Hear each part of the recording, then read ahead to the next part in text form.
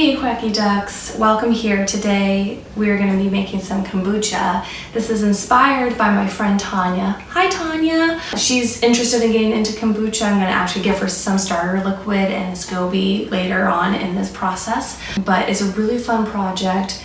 It doesn't take that long. It seems like a lot of moving parts because I like to be efficient and do it all at the same time, which is what I'm going to show you. It's my way, the Megan way of making kombucha, which may seem a little bit chaotic, like I said, but I think it works. And if you just follow along, and I'll label things and hopefully they'll be pretty clear. If not, then there's a gazillion other tutorials on YouTube here for kombucha, but this is the Megan way, the Megan method. We're going to coin that little R.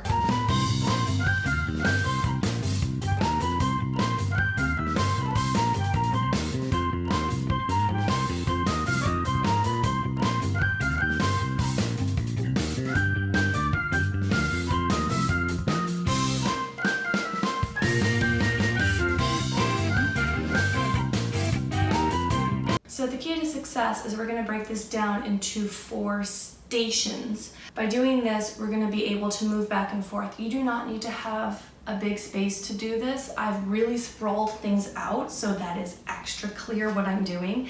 But you can involve your kitchen or dining room table. You can just honestly set things on the floor for a little bit. It's fine. So however you need to use your space, you don't need a lot of space, but I'm just kind of sprawling out here so it's more clear. So station 1 is right here. Dun, da, da, da. This is the crown jewel. This is the main event. We're calling this the kombucha station. And just for clarity, anything in these jars I'm going to be referring to as kombucha. You can see this has been fermented. It's lightened in color and it's got our little friend SCOBY right there. This is where I'm going to be keeping these jars. So this is our kombucha station. The next thing you need to have is your tea station. If you are familiar with sourdough vernacular at all, this is kind of like where you're going to feed your kombucha. So we're going to boil water, we're going to make really, really strong sweet tea, and that's going to be going into those jars to start the process all over again to make more kombucha. This station over here is what we're going to call SCOBY Island, and we're going to have to create SCOBY Island. And I'll show you how to create your own personal SCOBY Island very soon. The last station, station 4, is the battle bottle station. You guessed it, it's the bottle station. It's the most fun station. It's also where the most spills happen. So that kind of counteracts the fun, but it's kind of fun making a mess. Don't tell anyone. So what we're gonna do here is we're gonna set up all our flavors. It can be whatever. There's a gazillion ideas online for kombucha flavorings. I have here some melon, some blueberries, some herbs, and a root beer syrup. All right, now that we know our stations and we have everything all organized in our mind and in our space, we're gonna move over actually and start at station 2, where I'm going to get some water really hot between 200 and 212, so between 200 and boiling. And so I'm going to start that, and I'm going to measure out my tea. I like to do this, and again, I think this is really efficient, but I like to do this in French presses because we already have it. But you just measure out your tea and your sugar in your French press, and each one is for each glass jar of what I do is I have Ceylon black tea. It needs to be actual tea. Black tea is traditional, but it has to have caffeine. And loose leaf is your higher quality. It's not necessarily that expensive, but it's better quality because they, take all the little broken bits, and that's what ends up in your tea bag. So this is a little bit higher quality tea. And what we're gonna do per gallon, we're gonna do about 3 tablespoons of tea. I just scoop it right into there. And the next thing is I'm gonna put some sugar in it. And you need, again, per gallon, you need about either 3/4 to a cup of sugar. The sugar is the food for the fermentation, the bacteria, the little nom nom nom nom nom, and they eat it and then it ferments. So if you don't have enough sugar, it'll just stay sweet tea, and it actually probably will go moldy because that fermentation process isn't happening. So you actually want to make sure you have enough in there. So 3/4 to a cup, I just grab a scooper and throw it in there. I don't worry about too much like leveling off and making it perfect. So this is how I prep my tea stations. You can brew your sweet tea in a pot or whatever, but this is how I do it. I'm gonna wait for this to boil and then pour it over. So step 2 is actually back to station 1. I forgot a bowl. Now we're ready. It usually takes me, if it's not too cold, it usually takes me 2 weeks for these to ferment to the place that I like them. I'm gonna give it a little stir, and you can taste it. You can taste all the way through. You can see it's light in color. It's getting foamy. I know with my eyeballs that this is fermented enough, but I'll just taste it to show you that you are allowed to taste it.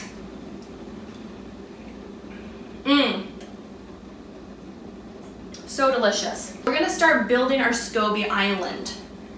First step in that is taking our SCOBY out, which is this disc. And SCOBY stands for something. This is basically like a big chunk of starter. Oh, there goes my water. So I'm gonna stop, travel this way. I'm gonna pour my water over. And it doesn't really matter how much water you're using as long as it's enough to dissolve the sugar. If you're not using enough hot water, some of the sugar won't dissolve. I just fill this kettle up, and however much that is, I'm not sure, 8 cups maybe? I'm not really sure, I don't measure. That seems to be enough. It fills up a French press, and that works for me. I'm gonna fill this up again because I'm doing 2 batches. If you haven't noticed, that's the big thing that I do with the Megan method of kombucha is I'm gonna be jumping back and forth. I use my ears when that beeps or when the kettle blows or whatever. I know that's the time to do the next spot. That tea is brewing, so I'm gonna set a timer for 15 minutes. Yes, that is extremely long for tea, but yes, you need it to be an intense tea. I put a timer on for 15 minutes, and we're gonna go back to building our SCOBY island. So, need to pull out my second SCOBY. I'm gonna give it a little stir. Again, it's quite, for me, it gets really foamy, which I think is really cool. But you wanna stir it up before this because you wanna keep it moving, keep it stirred because there's gonna be some sediment and you don't want it to be like all concentrated at the bottom. I'm gonna pour off 2 cups of this kombucha. And I'm going to pour off 2 cups of this kombucha. Now we're actually ready to build our SCOBY island. So I'm going to carry our precious SCOBY. Da da da da! SCOBY island! And then we're gonna bring this, and this is your starter liquid. This belongs with the SCOBY. So we're gonna put that here. Da da da da! SCOBY island! Now we're not going to touch this for a while. That's why I just leave it here so you don't get confused. Leave it alone for a while. We'll come back to it eventually, but it's good. It's just chilling right there for now. So here we are at station 4. We have built our SCOBY island, our kombucha's chilling out, our water is boiling.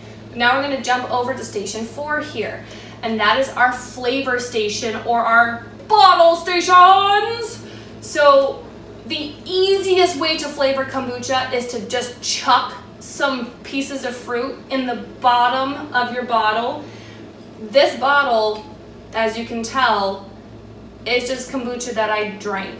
I bought it and drank it up. It worked for their company, so why doesn't it work for my company? I'm just gonna use these bottles. You can also buy bottles, but since I drink so much kombucha and I used to just buy all of my kombucha, I have saved up these bottles. The easiest and fastest way to flavor your kombucha is just to chuck some fruit in there. You can do purees, you can do syrups, you can do whatever you want, but that's the easiest and fastest way. I heard my dinger ding, so let's do that. I'm just gonna pour this in here. See if I can stir carefully in the smaller one. And now all that raw cane sugar is dissolved. And immediately set a timer for that one as well, so another 15 minutes. Maybe you're smarter than me and you can keep track of things, but I can't. I need the timers for sure. Bottle station. What I'm gonna do now is I'm gonna start filling. So why don't you come closer and I'll show you what I do. I love a watermelon flavored one. I've bought watermelon flavored ones and I didn't think they tasted that nice, but when I make it, it's amazing. So I don't know, I'm just that amazing and that good, but I make the best watermelon kombucha. So you can see I'm just cutting it into little pieces so that it fits into the bottom of the bottle. How much flavoring you put in really depends on how flavorful you like your kombucha. I like a mid flavor because I still want to taste the fermented tea because I enjoy that flavor, but I do want to actually taste what's in it. That much. And then, I don't know if you can see, you can kind of see that, right? And then another thing I love to do is put some herbs in it. So I have some mint. I think that's the best combo. I'm just gonna throw that in there. So that is so easy, right? Just chuck some fruit in there and some herbs if you want to. What is even the point of bottling it? Well, the main goal is actually to flavor it. This is called a second ferment. So what's going on in that big jug? That's the first ferment. This is called the second ferment because we're adding more sugars. Fruit is full of sugars, and again, is going to awaken the microbes and all this alive stuff that's in your kombucha. It's going to feed it and it's going to get active again. And because it's under pressure now in this bottle, it's going to get fizzy. That's when you get a little bit of that carbonation. You can put whatever you want to flavor it pretty much, but you do have to make sure that there's some element of sugar. So here I have fruit. Here I brewed some root beer spices together and then I dumped in some sugar and dissolved the sugars. That's why I'm calling it a syrup. You could do this with herbs if you just wanted it to be like mint. Then you would, slowly simmer some mint in a pot with some sugar and make sure the sugar is dissolved. As long as you're adding some form of sugar, this will work. But other than that, you can do whatever you want. So this is me adding my root beer syrup, and I'm going to try to go I like it about halfway, and then the rest will be the kombucha. That looks good to me. And then the last flavor that I'm doing today is going to be a blueberry basil. Last time I did blueberry lavender and that was super tasty. Plop, plop, plop. This one's even easier than the watermelon because you don't even have to cut it. So I'm gonna do like 2 handfuls, and I love herbs, I love herbaceous things, so I'm gonna just chuck in a bunch of basil. So you just fill this for as many bottles as you think that you'll need, and then we'll go on to the next step. What's this? I made it back to station 1. We've done a full circle basically here. So now I'm going to, again, kind of just gently stir, make sure it's all incorporated, and we're gonna bring this over to the bottle station. I know, we're bottling already. It's exciting stuff. This step is super easy. As long as you have a funnel, you're just gonna pour this into the bottles and just fill it up to the top. Whoa, told you I made a mess. No! See, the first one's always a bit of a dud. We'll just ignore that. Okay, let's see. Can I do better? Oh, maybe not. I'll get it eventually, people. I have done this before. Ah! There we go. That was a bit better. Hope you enjoy my lake of kombucha on the counter. Oh, that was a good one. Let's see if I just need to stop in time. There we go. You can always go back and fill it some more. Should actually clean this up before it becomes too disastrous. Whoa, that was so good. We're gonna go with that one. I'm gonna cut out all the other ones. I'm so professional. Oh, that's my beeper. I must answer the call of the beep. So now what I'm going to do is I'm going to use my French press to strain out the tea. And that's why I love using a French press, because I can let this sit here and chill out, and it's not going to get too strong because the tea has been pressed away from the water. If you're doing this on a stovetop, I would just strain it into some sort of container, some sort of pitcher while you're waiting. Or if you have an extra gallon jar, you can strain it right into this. But for the Megan system with my lovely French presses, this is what I do. And we're gonna jump right back into bottling. We're gonna ignore this again until the timer beeps again for the second one. I love that I can already smell the basil. Oh no, no more kombucha. Whatever shall we do? Oh, I know. We just go over back to station 1 and we get the next one. What a concept. This I'm going to leave because I know it's so full and this is so full. So we're just gonna pretend that one doesn't exist anymore. I'll start brand new. Okay, here we go.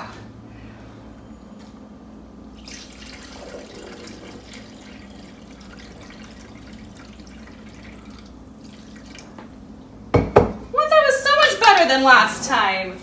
That was probably just me wanting to show you that it's okay if you spill. I normally don't. That's all that was. I'm that good an actress. I'll go back and top up anyone that looks a little bit empty. Whoa. Huh. Well, I tried. Whee! So I finished filling the bottles that I have. I actually ran out of bottles, so I have a little bit left over.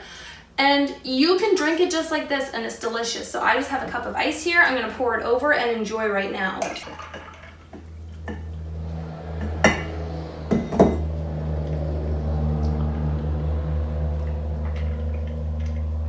Oh yeah, that's good. So I've finished filling my bottles with kombucha, and now I'm going to wash my jars so that I can start the new batch of fermentation. Oh, there goes my timer. Okay. I'm gonna punch this guy too.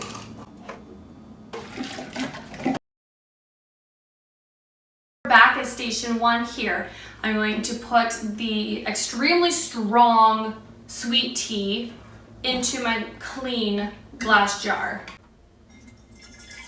And you'll notice that the color we had at the beginning with the kombucha was significantly lighter than what this will be, and that is a good indicator of how fermented it is. There's a transformation going on.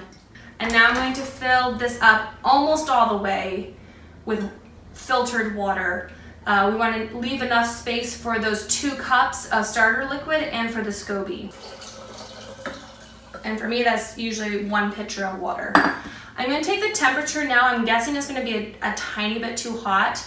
We're looking for anywhere between 80 and 95, and I'm at 96. Oh, you know what? That's fine. The only thing is you don't want to go too hot because that will kill your alive kombucha and your SCOBY. You have to think of it as a little bit like a pet, but on a very, very teeny tiny microscopic level. But where they make up for their tiny size, they make up in quantity because you have millions of them. As your little SCOBY pet. And you don't want to kill them if they get too hot, then they'll perish. So we're gonna go over to our SCOBY island and we'll pull this over. So we have our new tea in here, which is like feeding our starter. I don't, if you do sourdough, it's kind of like adding more water and flour to your starter. You added more tea and more sugar. And now we're gonna add our starter liquid. A full 2 cups is best. You can do a little bit less, but that's what I always do. And then we're gonna add our 1 SCOBY. So before I put in the SCOBY, because I want to help my friend start her kombucha, I'm going to split one of my SCOBYs here. There's a lot of ways you can start your first batch. You can just go to the store actually and buy plain kombucha that hasn't been flavored and make the strong tea and dump that in. Or you can buy a SCOBY online or have a friend give you a SCOBY. The way that my SCOBYs grow, I find it pretty easy to just split it. I know to some people this looks really gross, but they're all these little layers. And then I can just kind of break it off like that. This piece, I think let's see. I don't want to give her an ugly SCOBY. I'll just take this little guy and I'm gonna plop him right into here where he can start his happy life all over again. And I'm gonna give this to my friend so she has a nice beefy SCOBY to start off with. See, that one looks pretty. Some of them look gnarly. That one's actually a pretty good looking one from my kombucha. This one looks like it needs a tiny bit more water. I'm gonna just fill it up to there. And we're gonna cover it with a cloth because you want airflow, but you certainly do not want anything like fruit flies or any kind of foreign object flying in there. So we're gonna cover it with a cloth here. A rubber band works a lot better. I don't have any, and all of mine broke. So here I'm gonna struggle with a piece of string for a while. That's it for this process. This is ready to sit for about 2 weeks. The warmer your space is, the faster it will go. If it's too cold, then nothing will happen. So if you want to take a break from kombucha, you can always pop this in the fridge. But I don't know why you would ever want to take a break from kombucha. That would just be silly. I'm gonna put this on my special kombucha shelf. You want a space that's away from direct sunlight. On the shelf I have, there is some sunlight, but you just don't want it to be like blasting it. And then we just check back later on in about 2 weeks when I want more kombucha.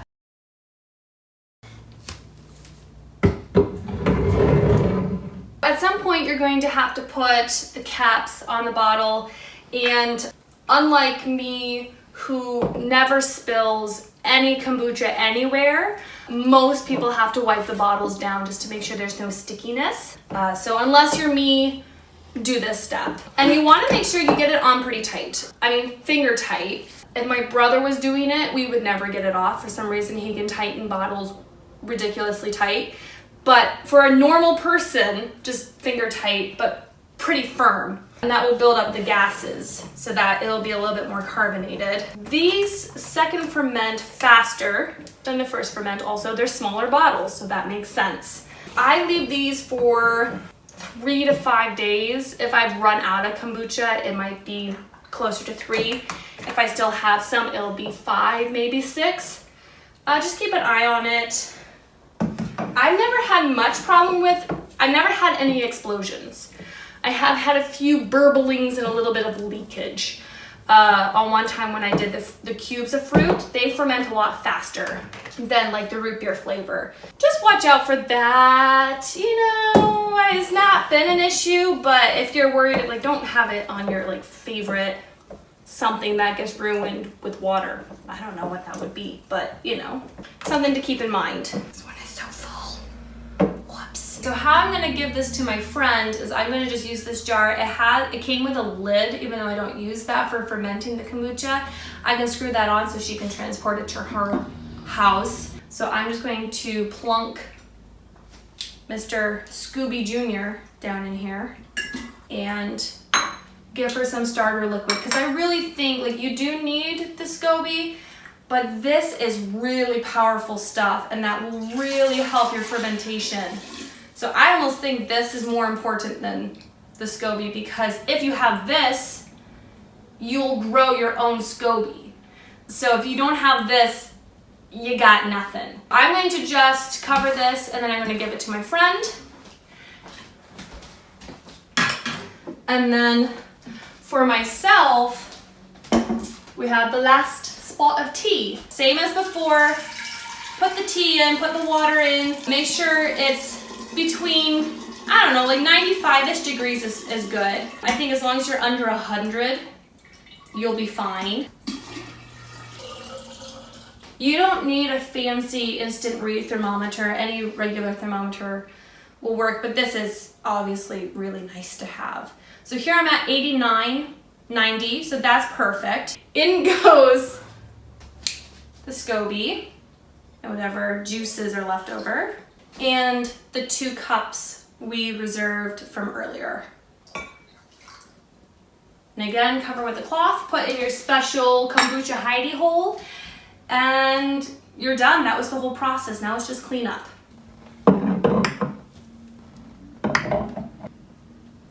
So I have my kombucha all set. They're gonna ferment, they're gonna chill out. I'm gonna set it on my calendar. 5 days for the bottles, about 2 weeks for the gallon jugs. If it gets too cold, like it's summertime here right now, so I'm not too worried about it. But like in the winter, it gets way too cold. And so I have a little heating pad. You can get heating pads that are specifically made for these big jars where it's already sewn into a tube that fits right around it. But I just use this, and this helps keep the chill off a little bit on those kombucha bottles.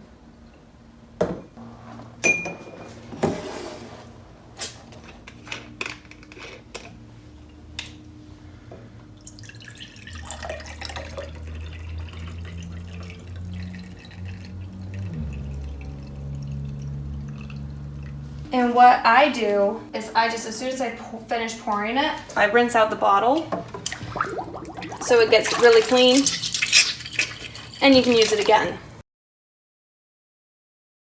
I'm going to enjoy my delicious blueberry lavender kombucha. Look at this nice color.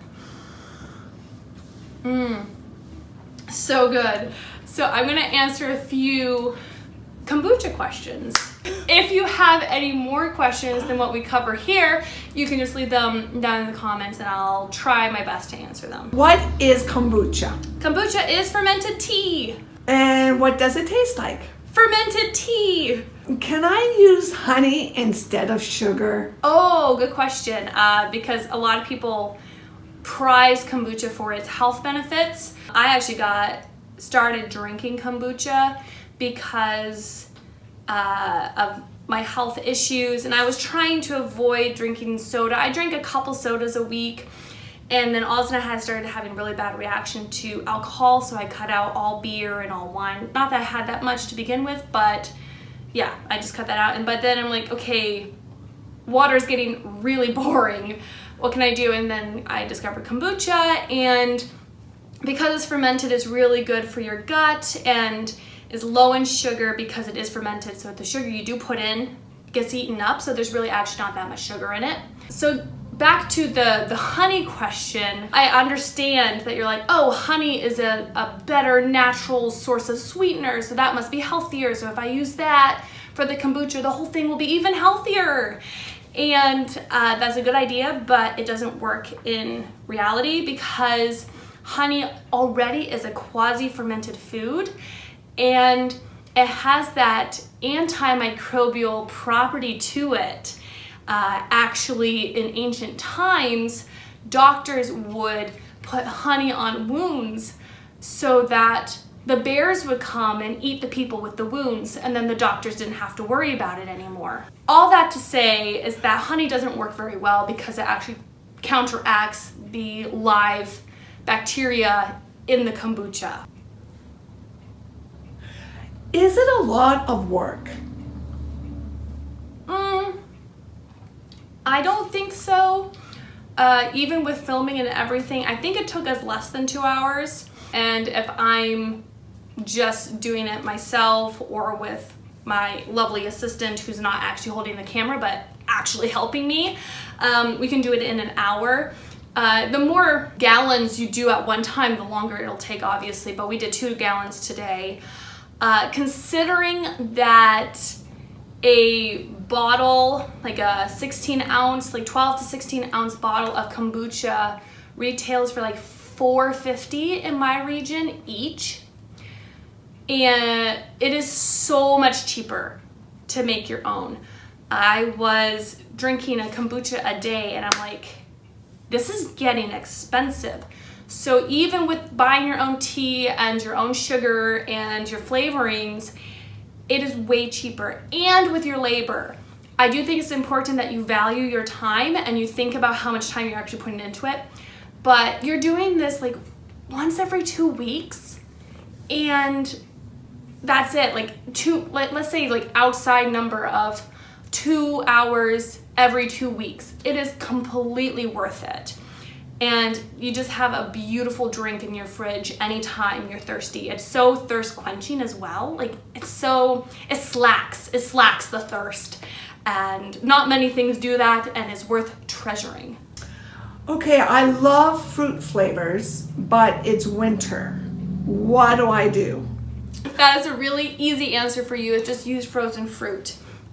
Whether you freeze it yourself when it's in season, but that's the whole idea of frozen fruit, is that they take it when it's most fresh, most in season. They flash freeze it, and say that 5 times fast, and it's beautiful fruit. So to do what we did earlier of just putting the little cubes in, what you're going to do is just defrost your fruit first, or you could cook it down into a puree. I've done that a bunch, and that's how I started doing kombucha, but then I realized that's so much work. You gotta have a blender, you gotta strain it. It was just annoying, so now I just put the little chunks of fruit in there and it's so much easier. So defrost the fruit, but you can absolutely use frozen fruit. So how happy does this make you? It makes me tremendously happy. I look forward to my kombucha. I have it with dinner every night, and it's just one of those things that you look forward to and is actually a fun thing to make because you can just experiment with flavors and whatever you're in the mood for and say, hey, will this work out? We don't know, but we'll find out in 5 days whether it tastes good or not. And like I said, it really slakes your thirst. It's got beautiful flavors and it's a mature flavor. Like I like that it's not as sweet as soda, that it's kind of that, yeah, you get that fermented flavor, so it just has those complexities to it that make you go, how complex, and it just makes you want to drink more. Hey you quacky ducks, hope you're doing that. No. Hey you quacky ducks. Whoa. Hey you quacky ducks. This is going to be a long morning. Yeah, that tastes so good. So I'm gonna answer. If you have any more questions, you can leave them in Great question. It's so good that, in fact, I wrote it for you. So don't worry. No, you don't like that answer?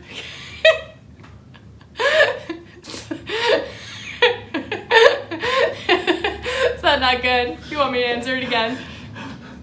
Okay, well, that's a really answer easy for you. I actually really look forward to having a kombucha. It's been way too long.